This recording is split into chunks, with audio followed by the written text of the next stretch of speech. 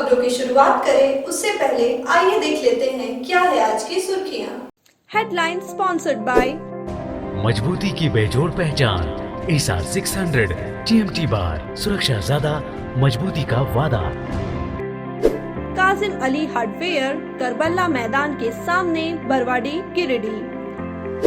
पिछले 50 वर्षों से आपकी सेवा में किरण स्टोर, पता Mahavir market, Kot road, Giridih. Pradeep electric store, Maktapur road, Giridih. आपके बेहतर स्वास्थ्य का रखे ध्यान, Anand cure and care homeopathic clinic, पता Dandi D, Tundi road, Giridih. Crest care multi specialist hospital, Dwarpahari road, Jamua थाना के निकट, Giridih. Nav ultrasound and diagnostic centre, Boro petrol pump के सामने, गिरिडीह। झालसा रांची के निर्देश पर नगर भवन में जिला विधिक प्राधिकार व जिला प्रशासन के द्वारा मेगा विधिक सशक्तिकरण शिविर का किया गया आयोजन। लाभुकों के बीच परिसंपत्तियों के वितरण के साथ सरकारी योजनाओं की भी दी गई जानकारी। सदर विधायक ने बरगंडा उसरी नदी पर बन रहे नवनिर्मित पुल का लिया जायजा। विपक्षी दलों पर कसा तंज, कहा पुल निर्माण होना विपक्षी दलों के गाल पर तमाचा। तीसरी गावा में हुए सड़क दुर्घटना में 2 युवक घायल, युवकों का अस्पताल में चल रहा है इलाज। और साइबर शातिरों ने केबीसी में राशि जीतने के नाम पर की ठगी, 2 लाख से अधिक का लगाया चूना। भुक्तभोगी ने पुलिस से की कार्रवाई की मांग।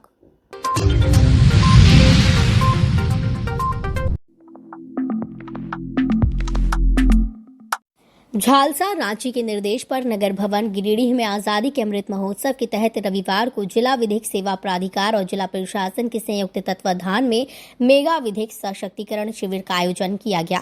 शिविर का उद्घाटन प्रधान जिला एवं सत्र न्यायाधीश वीणा मिश्रा और उपायुक्त नमन प्रिय लकड़ा समेत कई न्यायिक अधिकारियों ने दीप जलाकर किया। इस दौरान शिविर में समाज कल्याण विभाग, कृषि विभाग, प्रधानमंत्री ग्रामीण आवास योजना, JSLPS, सामाजिक सुरक्षा, अग्रणी बैंक, आपूर्ति विभाग, पशुपालन विभाग, श्रम विभाग, स्वास्थ्य विभाग समेत कई विभागों की ओर से स्टॉल लगाए गए। उक्त कार्यक्रम में विभिन्न प्रखंडों से लगभग 500 लाभुकों ने भाग लिया। मेगा विधिक सशक्तिकरण शिविर में PDJ वीणा मिश्रा और उपायुक्त नमन प्रिय लकड़ा ने कई लाभार्थियों के बीच परिसंपत्तियों का वितरण किया। कार्यक्रम में कई लाभार्थियों को सांकेतिक रूप से PM आवास, अम्बेडकर आवास के लिए स्वीकृति पत्र प्रदान किए गए। साथ ही पशुपालन विभाग के तहत लाभुकों के बीच बत्तख कीट दिया गया।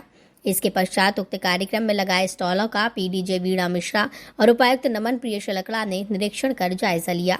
इस दौरान स्टॉलों के माध्यम से सरकारी योजनाओं की दी जा रही जानकारी से अवगत हुए और संबंधित कर्मियों को आवश्यक दिशा निर्देश दिए। मेगा विधिक सशक्तिकरण शिविर को संबोधित करते हुए PDJ वीणा मिश्रा ने कहा कि योजनाओं की सही और पूरी जानकारी के लिए एक एक व्यक्ति को जागरूक होना जरूरी है। बगैर जागरूकता के कोई भी व्यक्ति योजनाओं का लाभ नहीं उठा सकता। उन्होंने कहा कि न्यायालय पर हर वक्त एक एक व्यक्ति की चिंता करता है, लेकिन लोगों को खुद भी जागरूक होना होगा। एक एक व्यक्ति समाज में होने वाले अपराध के प्रति सक्रिय रहे तो निश्चित तौर पर अपराध और अपराधियों को दंडित किया जा सकता है। वहीं कार्यक्रम को संबोधित करते हुए उपायुक्त नमन प्रिय लकड़ा ने कहा कि इस तरह के कार्यक्रम का आयोजन प्रखंडों में भी किया जाता है ताकि आमजनों को कानूनी व वैधिक जानकारी उपलब्ध कराई जा सके। इसके अलावा जिला में लोक अदालत का भी आयोजन किया जाता है। कानूनी जानकारी के साथ आमजनों को सरकार की जन कल्याणकारी योजनाओं के संबंध में भी जानकारी दी जाती है। प्रखंडों में लीगल कैंप के आयोजन का उद्देश्य वंचित लाभुकों तक योजनाओं को पहुंचाना है और केंद्र व राज्य सरकार की जन कल्याणकारी योजनाओं से जोड़े उन्हें लाभान्वित करना है। जिला प्रशासन इस दिशा में कार्य कर रहा है। इसके अलावा उपायुक्त ने कहा कि राज्य सरकार के निर्देशानुसार जिले के सभी पंचायतों में आपकी योजना, आपकी सरकार, आपके द्वार कार्यक्रम का बड़े पैमाने पर आयोजन किया जा रहा है। आपकी योजना, आपकी सरकार, आपके द्वार कार्यक्रम का प्रथम चरण संपन्न हो चुका है तथा इसका द्वितीय चरण अभी भी जारी है। इस कार्यक्रम के माध्यम से जिले के सभी वंचित लाभुकों को सरकारी योजनाओं से जोड़ आच्छादित करने का प्रयास किया जा रहा है।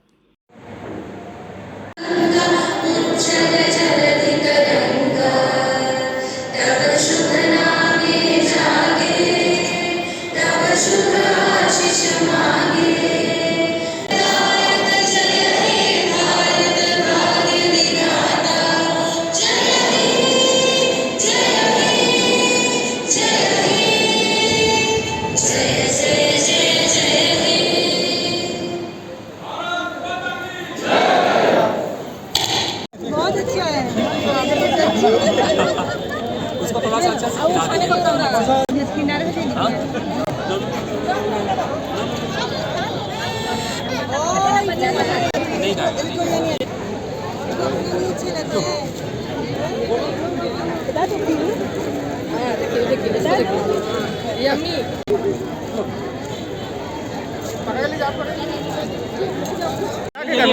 थोड़ा सा पीछे हो जाएंगे मैम।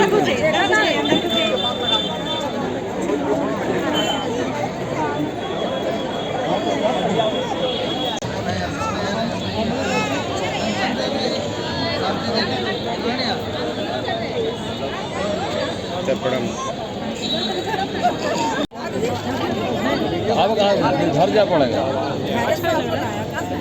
नहीं होगा कोई उपाय नहीं। सुनील खोलिए। 1500 की लागत है, 1500 की इसमें अनुदान मिला है, 15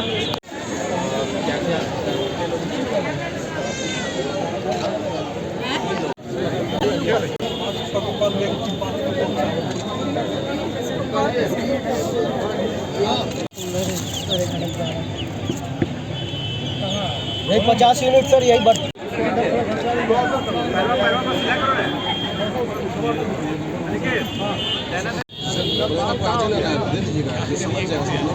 कितना 50 साल हुआ?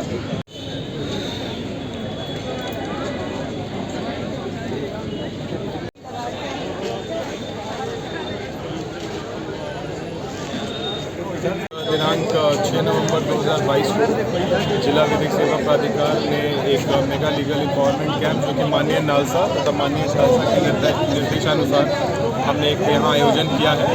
इसमें जिला प्रशासन की ओर से बहुत सहयोग मिला हमें तथा यहाँ बहुत ज़्यादा संख्या में लाभार्थीगण आए हुए हैं और जो भी गवर्नमेंट के अलग अलग डिपार्टमेंट्स हैं उनके पदाधिकारीगण आए हुए हैं। उन्होंने जितने लाभुक थे उनको चिन्हित किया है और उन सबको सरकारी जो भी हो सकती है परिसंपत्ति का उनके बीच में वितरण किया गया है और उनको अवगत कराया गया है। साथ ही साथ माननीय नालसा के निर्देशानुसार अभी हक हमारा भी जो है कैंपेन का भी आयोजन हो रहा है जो कि दिनांक 21 अक्टूबर से चल रहा है, 13 नवंबर को उसका समापन होगा। तो उसके तहत भी हमने लोगों को जागरूक कराया है उनके कानूनी और मौलिक अधिकारों के बारे में।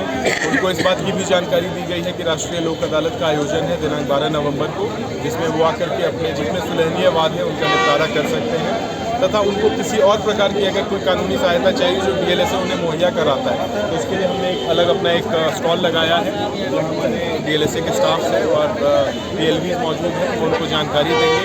उनके बीच में पैम्पलेट्स का वितरण किया गया है और ये भी उनको बताया गया है कि डीएलएसए हमेशा उनके साथ है और उनके किसी भी लीगल राइट्स का कभी भी कुछ अगर हनन होता है तो वो डीएलएसए को अप्रोच कर सकते हैं। आज मेगा लीगल एम्पावरमेंट कैंप जो कि डालसा के द्वारा और जिला प्रशासन के संयुक्त प्रयास से ये आयोजित किया गया है यहाँ पे टाउन हॉल में। नालसा और झालसा के माननीय नालसा और माननीय झालसा के निर्देश के आलोक में डालसा के द्वारा ये एम्पावरमेंट कैंप ऑर्गेनाइज़ किया गया है। ये कुछ महीने पहले भी हम लोगों ने सभी प्रखंडों में ऑर्गेनाइज़ किया था। आज भी हम लोगों ने हमारे निकटवर्ती प्रखंडों के विभिन्न लाभुकों को आज यहाँ पे बुलाया है। उनके जो भी अधिकार हैं उनको हम लोग जो भी अगर किसी का कोई कानूनी प्रक्रिया में है और उनको किसी तरह का अगर वैधिक सहायता हम लोगों को प्रदान करना है तो उसके संबंध में न्यायिक पदाधिकारियों के द्वारा उनको बताया गया मंच के द्वारा।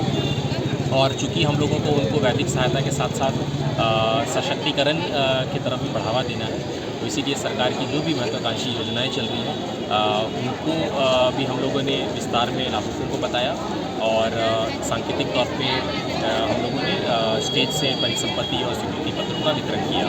इसके साथ ही हमारे जो भी महत्वाकांक्षी योजनाएं चल रही हैं उसका हम लोगों ने यहाँ पे स्टॉल लगाया है। न्यायिक पदाधिकारी और प्रशासनिक पदाधिकारी ने संयुक्त तौर पर स्टॉल का भ्रमण किया, योजनाओं के प्रारूप को और योजनाओं के क्रियान्वयन को और बेहतर ढंग से जानने का प्रयास किया और यहाँ पे भी हम लोग परिसंपत्ति और स्वीकृति पत्रों का वितरण कर रहे हैं। और आने वाले दिनों में जो भी हमारे नागरिकगण हैं उनको हम लोग और भी कानूनी प्रक्रिया में को सुलभ करने के लिए और इस तरह का वैधिक प्रक्रिया को और भी आसान बनाने के लिए हम लोग आने वाले दिनों में नेशनल लोक अदालत का भी आयोजन करें जो कि पूर्व में सिविल कोर्ट के तत्वाधान में आयोजित हुआ था।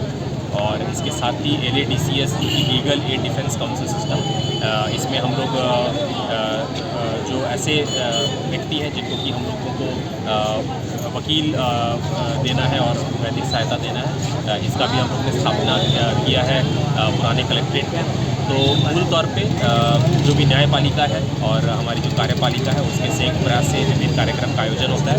उससे हम लोगों का जो भी आपसी जो काम और प्रक्रिया जो भी रहता है वो काफ़ी सुचारू ढंग से समन्वय के साथ में होता है और निश्चित ही इसी क्रम में लाभुकों को हम लोग विभिन्न योजना से भी आच्छादित करने का काम करते हैं।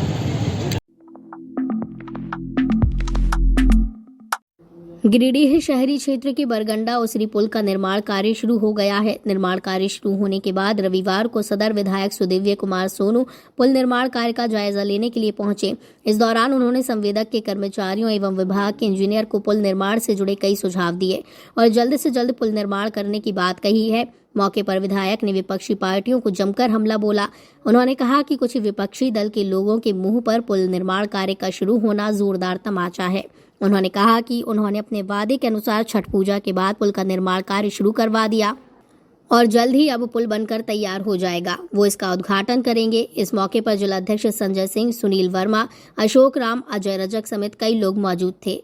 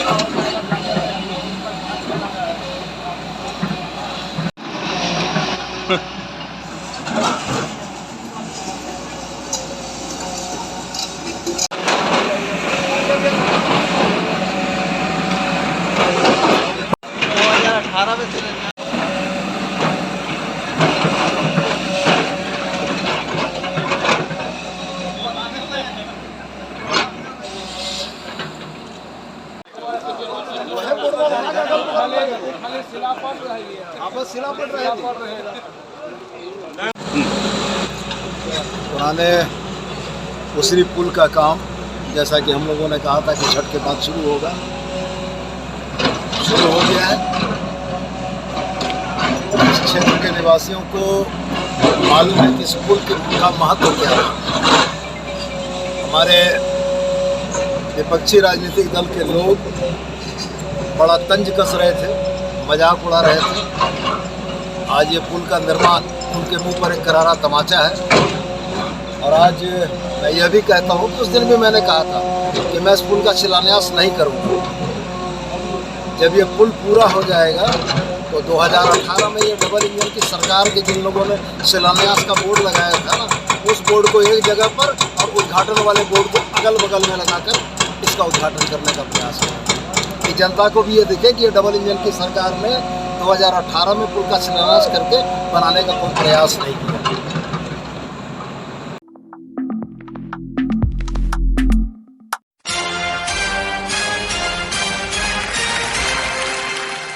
केबीसी यानी कौन बनेगा करोड़पति बहुचर्चित शो में एक और जहां लोगों की बंद किस्मत का ताला खुल जाता है, तो वहीं इस शो के नाम का इस्तेमाल कर अब साइबर ठग लोगों की गाढ़ी कमाई पर हाथ साफ कर रही हैं। साइबर शातिर नए नए तरीकों से भोले भाले लोगों को चिन्हित कर लोगों से ठगी कर रही हैं। ताजा मामला गावा थाना क्षेत्र इलाके की खरसान पंचायत के हरिहरपुर गाँव का है।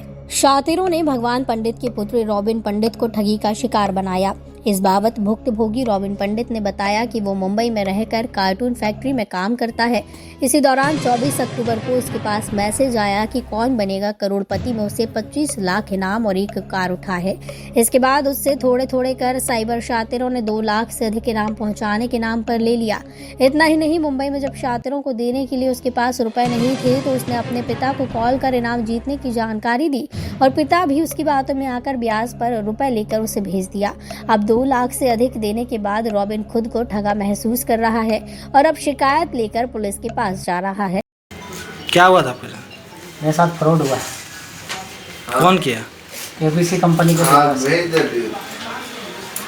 और मेरे साथ ये पैसा ले लेके परमिशन लेटर उसे बनाने में GST कागज बनाने में पैसा मेरे साथ भेजते गया और 2,84,000 मांगे। कंप्लेंट करने जा रहा हूँ कितना तारीख को डाले थे पैसा? 30 तारीख को। बहरहाल ये कोई पहला मामला नहीं है। साइबर क्रिमिनल अलग अलग माध्यम से लोगों की कमाई चुटकियों में साफ कर रहे हैं। ऐसे में आपको ऐसे नटवर लालों से बचकर रहने की दरकार है और कभी भी किसी लालच में आकर फंसने से बचना चाहिए। तीसरी प्रखंड में निर्माणाधीन कर्मचारी भवन में बगैर सुरक्षा मापदंडों के मजदूरों की जान से खिलवाड़ किया जा रहा है। लाखों की लागत से बन रहे इस 3 मंजिले भवन में बगैर किसी सुरक्षा उपकरण के मजदूरों से तीसरी मंजिल के अंतिम छोर पर काम कराई जा रही है। वीडियो में आप देख सकते हैं कि किस प्रकार सपाट तो सपाट ढलान छत पर भी बगैर किसी सुरक्षा के मजदूरों से काम करवाया जा रहा है। ऐसे में यह कहा जा सकता है कि यह कार्य किसी दुर्घटना को दावत देने के समान है। इस संबंध में जब संवेदक से संपर्क करने का प्रयास किया गया तो संपर्क नहीं हो सका। इसके बाद दूरभाष से पूछे जाने पर संवेदक ने अजीबोगरीब बातें कहा कि वे बड़ी बड़ी इमारतें भी बनवा चुके हैं, सरकार को टैक्स देते हैं, छत पर काम करते वक्त ऐसी कोई सुरक्षा व्यवस्था नहीं होती है।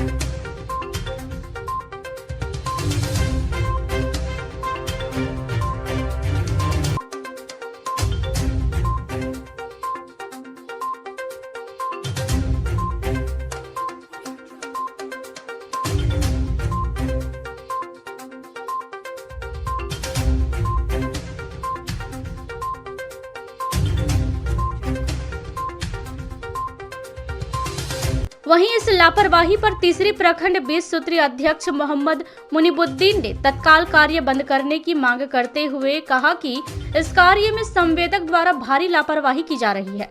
बगैर किसी सुरक्षा के 3 मंजिले पर काम करवाकर मजदूरों के जीवन से खिलवाड़ किया जा रहा है। तीसरी प्रखंड में कर्मचारी भवन का निर्माण कार्य चल रहा है। इसमें भारी लापरवाही बरता जा रहा है ठेकेदार के द्वारा। ठेकेदार खुद से काम कर नहीं रहे हैं, बिचौलिया पर बिचौलिया से काम करवा रहे हैं। इंजीनियर का कभी आना जाना यहाँ है नहीं। अगर वो आते तो गाइडलाइन देते। आप देख सकते हैं मजदूरों को 3 तल्ला के छत पर चढ़े हुए हैं, वो काम कर रहे हैं बगैर सुरक्षा का। खुदा ना खास्ता कोई मामला उसके साथ हो जाए, कोई हादसा हो जाए, कोई अनहोनी हो जाए, उसका जिम्मेवार कौन होगा? ये फिर सरकार से मुआवजे की मांग करेंगे और लापरवाही खुद कर रहे हैं। इसलिए तत्काल ये काम को रोका जाए। प्रशासन से मांग करते हैं तत्काल इस काम को रोका जाए और सुरक्षा का व्यवस्था किया जाए पहले, उसके बाद फिर काम कराया जाए। वहीं भाजपा नेता उपेंद्र साव ने भी इस पर नाराजगी जताते हुए कहा कि इस निर्माणाधीन कार्य में मजदूरों के जान से खिलवाड़ किया जा रहा है। इस कार्य में जेई और इंजीनियर भी नहीं आते हैं, लिहाजा उपायुक्त महोदय से मांग है कि इस पर ध्यान दिया जाए। कर्मचारी भवन जो बनाया जा रहा है वहाँ लेबर मजदूर की जान से खतरे से खिलवाड़ करके काम करवाया जा रहा है। कभी भी लेबर का वहाँ घटना घट सकता है और यहाँ जो कर्मचारी भवन बंद बनाया जा रहा है उसमें न कभी जेई आता है न कभी इंजीनियर आता है और जो लेबर काम कर रहा है उसको देखने लायक है। कहीं भी लेबर का उससे घटना घट सकता है, किसी भी तरह का अप्रिय घटना। मैं उपायुक्त महोदय से मांग करता हूं कि ऐसे किसी भी मजदूर लेबर से इस तरह का काम करा जाता है जो कि गिर के कुछ भी हो सकता है। बहरहाल संवेदक साहब वाकई आप बड़े बड़े इमारत बनवा चुके हैं, सरकार को टैक्स भी देते हैं, लेकिन मजदूरों की जान से खिलवाड़ करने का आपको लाइसेंस नहीं मिला हुआ है। इसलिए सुरक्षा का ध्यान रखें।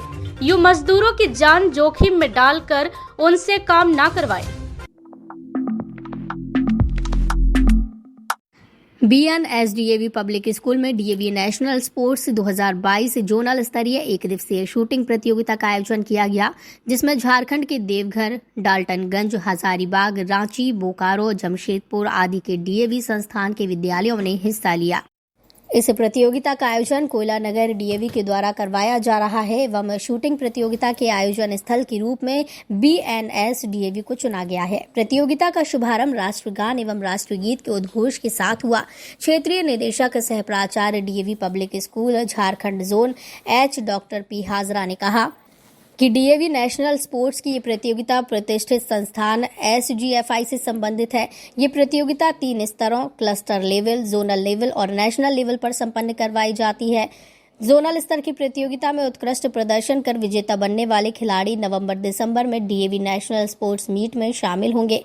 ये प्रतियोगिताएं बच्चों को भविष्य में खेल के क्षेत्र में अपना करियर बनाने के लिए अवसर प्रदान करती हैं। प्रतियोगिता का सफल आयोजन गिरिडीह राइफल क्लब के पदाधिकारियों एवं विद्यालय के सभी शैक्षिक गैर शैक्षिक पदाधिकारियों की देखरेख में संपन्न हुआ।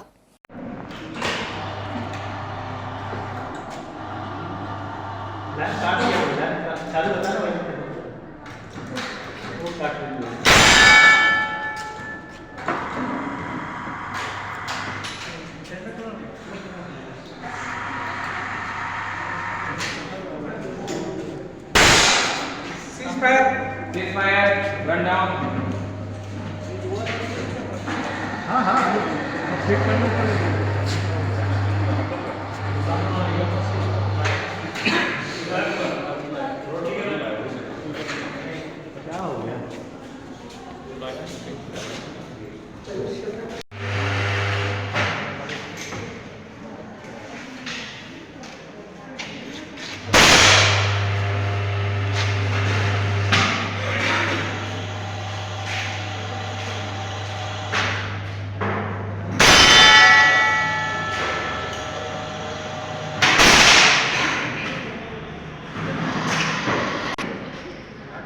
Stop.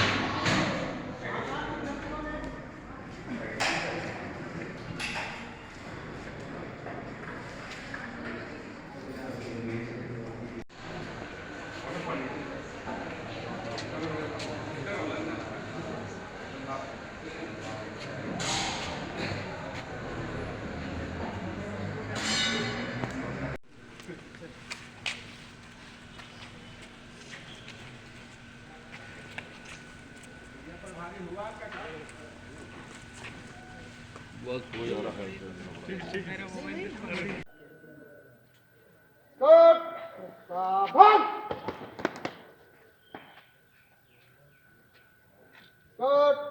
National anthem. जय हे भारत भाग्य विधाता, पंजाब सिंध गुजरात मराठा द्राविड़ उत्कल बंगा, विंध्य हिमाचल यमुना गंगा, उज्जल जलधि तरंगा। तब शुभ नामे जागे, तब शुभ आशीष मांगे, गाए तब जय गाथा। जन गण मंगल दायक जय हे भारत भाग्य विधाता। जय हे जय हे जय हे जय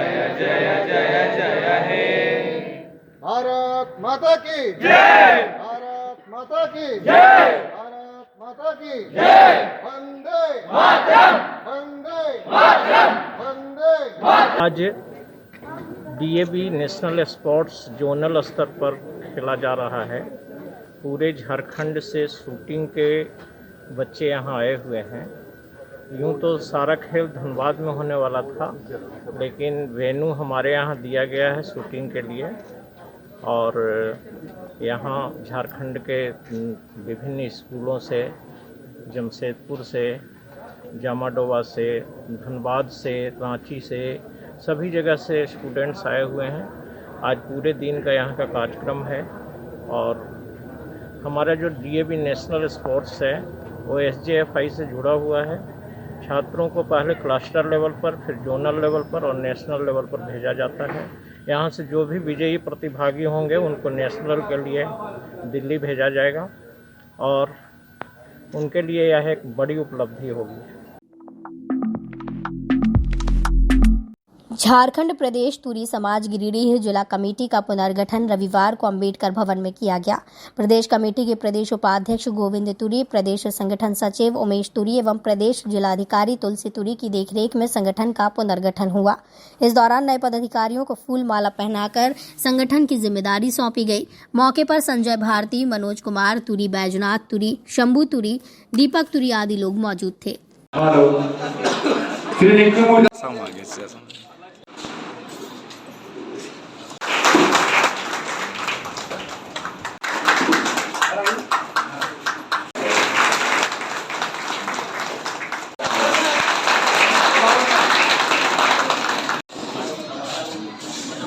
उसको बंद कीजिए।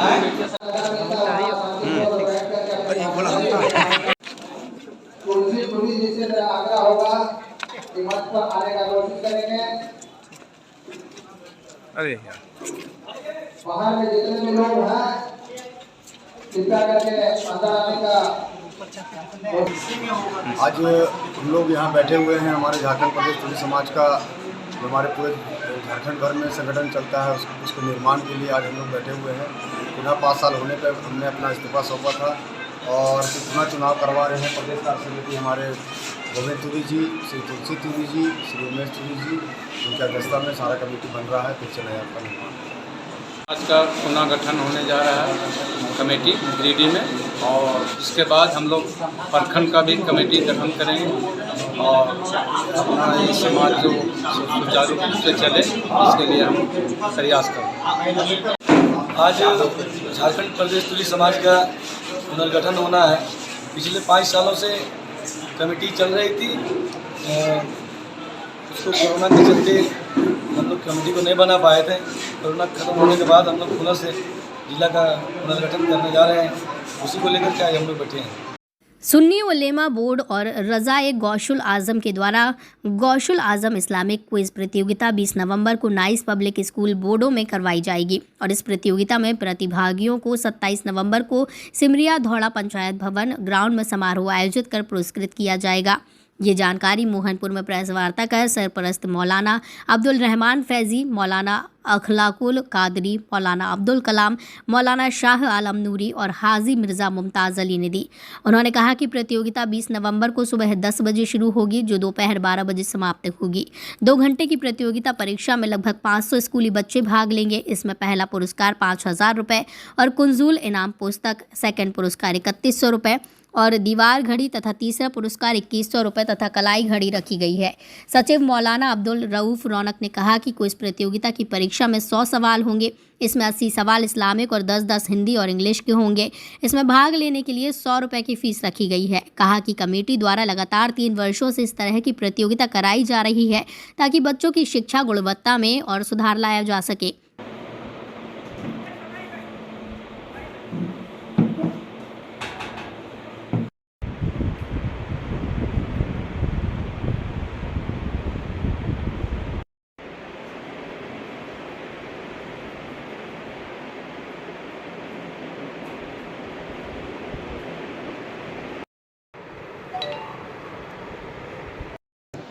मैं सबसे पहले आपकी न्यूज़ का शुक्रिया अदा करता हूं जिन्होंने हमारे सुन्नी उलमा बोर्ड बनाम रज़ाए गौसुल आज़म को ये प्लेटफार्म दिया कि हम अपनी बात आवाम तक पहुंचा सकते हैं।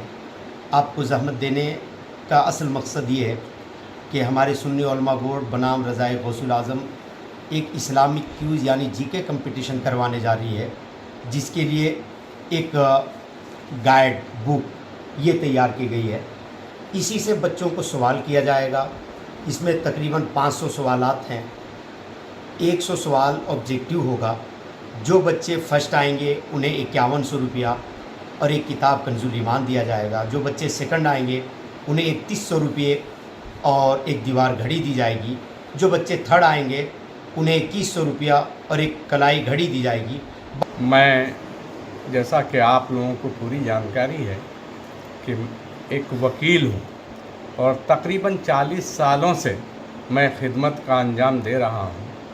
जब मुझे ये इल्म हुआ और कि हमारे उलमा बोर्ड जो है, सुन्नी उलमा बोर्ड, इन लोगों ने प्रोग्राम बनाया है, सुनने के बाद मैं काफ़ी खुश हुआ और लगा कि जिस चीज़ की ज़रूरत थी, चूँकि हम हिंदुस्तानी हैं, हिंदुस्तान के रहने वाले लोग हैं और सबसे ज़्यादा गुर्बती और तालीम की कमी अगर पाई जाती है तो हम लोगों के बीच, हम मुसलमानों के बीच, तो इसकी ज़रूरत बहुत पहले से महसूस की जा रही थी। लेकिन मैं आज हमारे सुन्नी उलमा बोर्ड के तमाम उलमाओं को मैं अपने तरफ से दिली मुबारकबाद देता हूं और अल्लाह से दुआ करता हूं कि इसमें और आगे बढ़कर इन लोगों का ताउन मिलता रहे।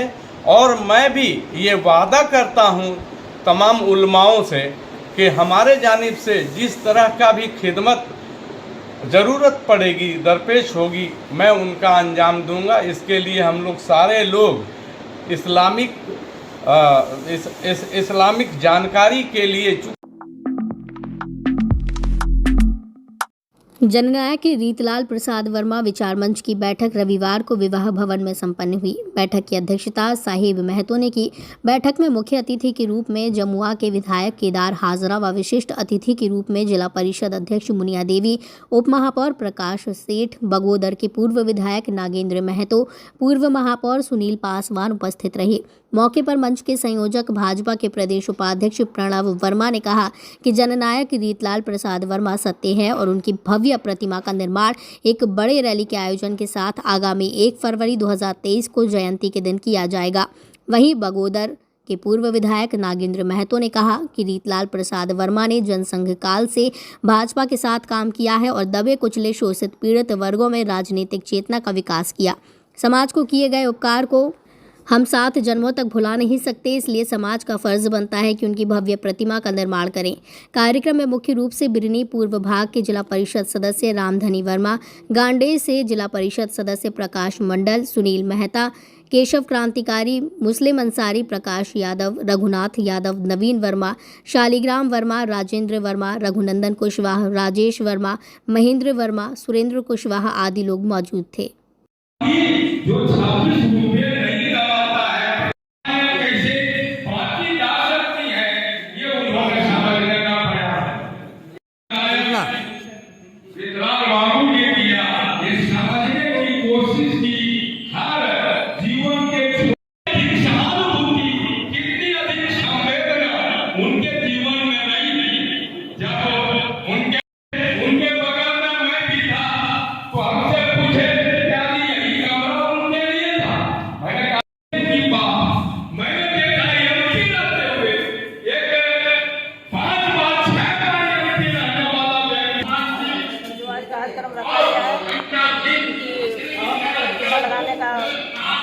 बैठक रखा गया है तो जिला परिषद का सामने का प्रतिमा लगेंगे, पहले से तय हो चुका है। के बाद इसका प्रतिमा स्थापित होंगे और सभी से आशा कि अच्छी इसका प्रतिमा लगेगा। तो हमारे स्वर्गीय बाबू प्रेरणा देकर के गए, बहुत सराहनीय है, बहुत कदर करते हैं और बाबू को नमन करते हैं।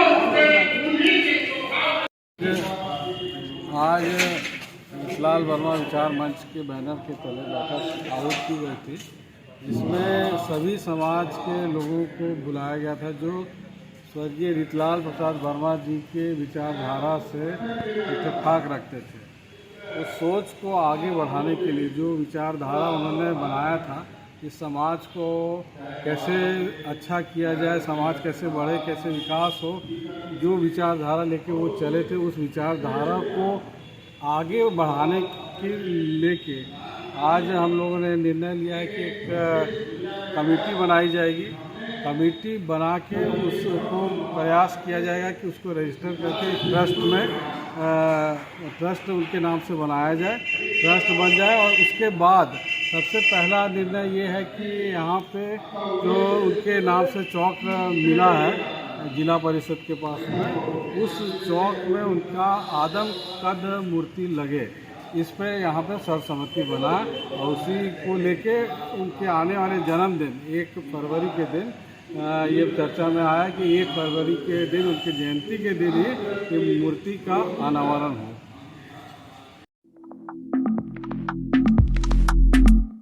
तिसरी थाना क्षेत्र अंतर्गत थम्बाचक में रविवार की दोपहर हुए सड़क हादसे में फाइनेंस कर्मी सौरभ कुमार घायल हो गया। जानकारी के अनुसार सौरभ कुमार स्कूटी से तिसरी से मंडरो की ओर फाइनेंस के काम से जा रहा था, तभी थम्बाचक में स्कूटी असंतुलित होने से वो गिर गया। इस दौरान तिसरी पुलिस इंस्पेक्टर सहदेव प्रसाद उसी रास्ते से गुजर रहे थे। उन्होंने सौरभ कुमार को सड़क किनारे देखा, जिसके बाद तत्काल इंस्पेक्टर सहदेव प्रसाद ने उसे अपनी गाड़ी में बैठाकर तिसरी स्वास्थ्य केंद्र पहुंचाकर उपचार कराया।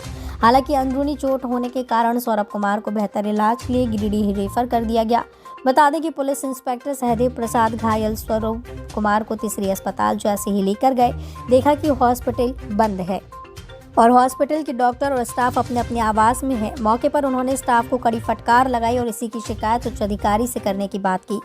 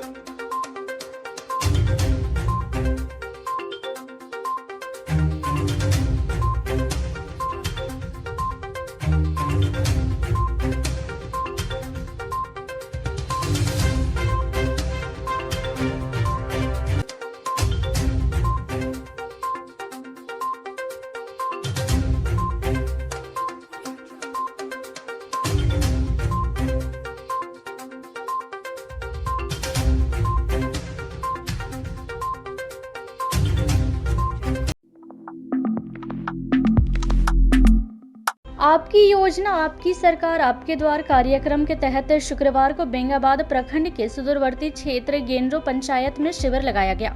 झारखंड एवं बिहार के सीमा पर बसे इस पंचायत में काफी संख्या में ग्रामीणों की भीड़ कैंप में उमड़ी। पंचायत वासियों ने कैंप में विभिन्न योजनाओं से संबंधित लगाए गए स्टॉल पर अपना अपना आवेदन जमा किया, जिसमें से श्रम विभाग एवं पेंशन आदि से संबंधित कई आवेदन पर त्वरित कार्यवाही करते हुए स्वीकृति दी गई, जबकि कई आवेदनों को निष्पादन की प्रक्रिया में डाला गया। शिविर में प्रखंड प्रमुख मीना देवी, बीडीओ कय्यूम अंसारी, सीओ कृष्ण कुमार मरांडी, प्रखंड 20 सूत्रीय अध्यक्ष नूनूराम किस्कू, उपाध्यक्ष नीलकंठ मंडल, पंचायत की मुखिया सोमल टुड्डू, प्रमुख प्रतिनिधि जैनुल अंसारी, मुखियापति सुरेंद्र सोरेन, एमओ मुजफ्फर अली, लुप्पी पंचायत के मुखिया बारिक अंसारी, पंचायत समिति सदस्य उज्जैर अहमद आदि ग्रामीणों को योजनाओं से संबंधित जानकारी मुहैया कराने में जुटे हुए थे। मौके पर सीओ कृष्ण कुमार मरांडी ने कहा कि शिविर के माध्यम से पेंशन, जन्म मृत्यु प्रमाण पत्र, श्रम विभाग से संबंधित आवेदनों पर ऑन द स्पॉट कार्यवाही की जा रही है, जबकि कैंप में सावित्रीबाई फुले किशोरी समृद्धि योजना, पशु शेड, मुख्यमंत्री पशुधन योजना, राजस्व से जुड़े आवेदनों को लेकर कार्यवाही की प्रक्रिया में डाला जा रहा है।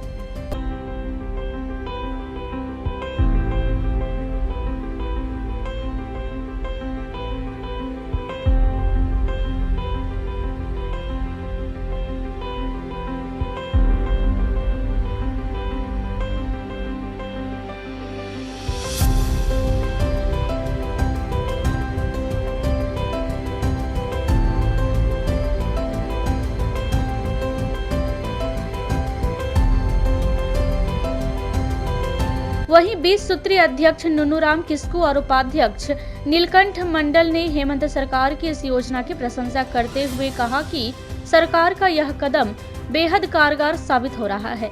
कैंप में उमड़ी भीड़ इसकी सफलता को दर्शाता है। माटी पुत्र हेमंत सोरेन सरकार द्वारा आपकी योजना, आपकी सरकार, आपके द्वारा कार्यक्रम का यह दूसरा चरण है और आज बेंगाबाद प्रखंड के सुदूरवर्ती इलाके गेंडरो पंचायत में यह शिविर लगा हुआ है। इस शिविर के माध्यम से जो पहाड़ पर्वत नदी के किनारे बसे लोग जो बरसों बरस से अपनी बातों को पदाधिकारियों तक नहीं कर पाते थे, उसी सोच को लेकर इस राज्य के माननीय मुख्यमंत्री हेमंत सोरेन ने यह कार्यक्रम चलाया है और इस शिविर के माध्यम से हमने देखा है, चाहे वो पेंशन का मामला हो, सावित्रीबाई फुले किशोरी समृद्धि योजना का मामला हो, चाहे अंचल से संबंधित हो, चाहे मनरेगा संबंधित हो, ऑन द स्पॉट कई एक मामलों को निपटाया जा रहा है और जो थोड़ा समय लगता है उसको सूचीबद्ध करके, रजिस्टर में सूचीबद्ध करके उसको समय लेके बाद में उसका निष्पादन किया जा रहा है।